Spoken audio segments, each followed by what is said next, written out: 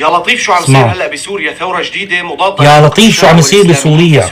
عم يذبحوا بعض. مقابلة هلا من ساحة الأمم. يا محمد اهم شيء انكم تردوا على هذا الوسخة. يعني نحن كثير مختلفين ثقافاتنا، ما فينا نحكم بدولة مدنية إسلامية. وين لمستوا انه نحن عم يعني امام زغرة المذيع؟ والله بالقرارات اللي عم تطلع بالحكومة بشكل هلا، حتى لو كانت انتقالية نحن بدنا نطمن على قدام شو بده يصير.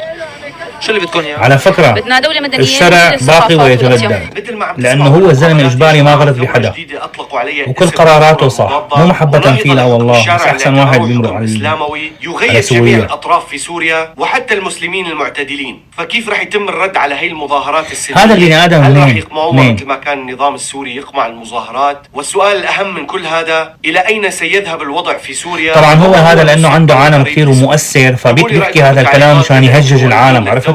عشان يصير عنده بالكومنتات عالم كثير وكتابات كذا ولايكات وشي يسب هذا وشي يسب هذا، مشان تطلع ثورة. واطي، إنسان واطي هذا.